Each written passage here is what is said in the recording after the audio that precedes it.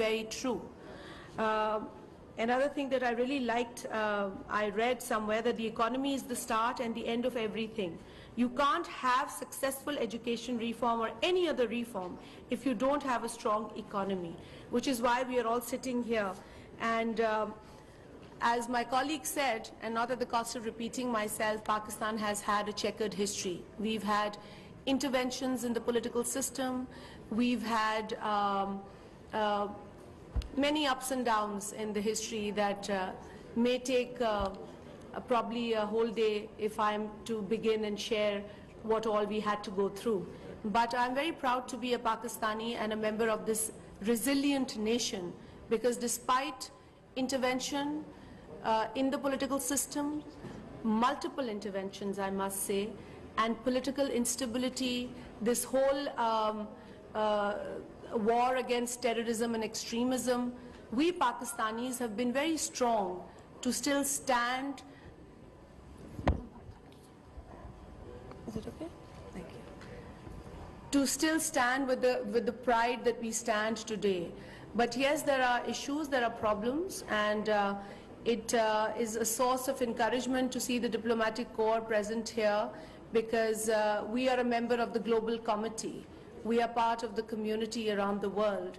And if Pakistan has a problem, I am very happy to express gratitude that our friends all over the world have helped us in difficult times, in challenging times. You've come forward to help us during our disasters, during calamities, and otherwise. So it is encouraging to see all of you, and I hope that the recommendations before us, not only you'd go through them, but you'll also at some point in time give us guidance or any kind of advice that you feel that you've got good examples in your country that Pakistan can benefit from.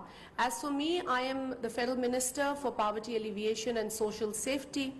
My ministry looks into the social protection of the population in Pakistan.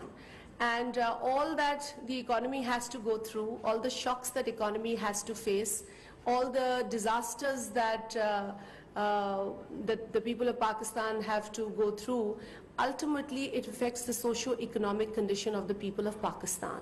And unfortunately, we don't have great numbers to share with you, but just to give you a glimpse of what we are facing today. Now, Pakistan has ranked among the 43 countries most exposed to poverty risks. 54% of our population is vulnerable to poverty due to health shocks.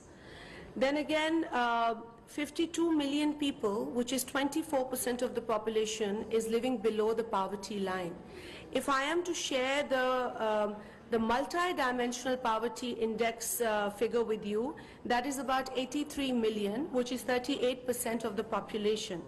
And almost 30% households experience food insecurity.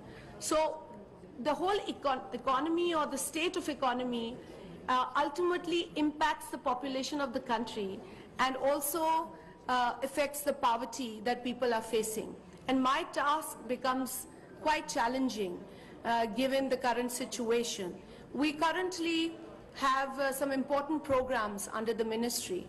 One of the most successful social protection program is Benazir Income Support Program, which was initiated in 2008. And if I take you to that year, I would like to refresh your minds or memories that there was a global economic crisis in 2008, due to which Pakistan, being one of the countries in the world, was also facing similar problems like other countries. But since we had a vulnerable population to feed and to support, so the then government initiated the program by the name of Benazir Income Support Program, because it was the brainchild of former Prime Minister Benazir Bhutto Shaheed Sahiba to have a program for the poorest of the poor households of Pakistan. So this program was initiated back in 2008.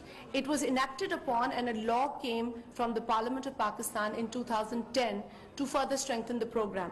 And today we are covering almost 8 million families through this program. And the main criteria or the criterion of the program is to register the women members of the households. So that is one of the basic criterion, other than being poorest of the poor household of Pakistan. Now this is for the unconditional cash transfers that we provide to augment the income of these households. Other than this, we also have the unconditional cash transfer programs that are connected with the education and health. Now here the idea was to improve the health of these women and the children, as well as provide education and ensure that the children who are not going to school go back to school and are provided with some incentive. So we've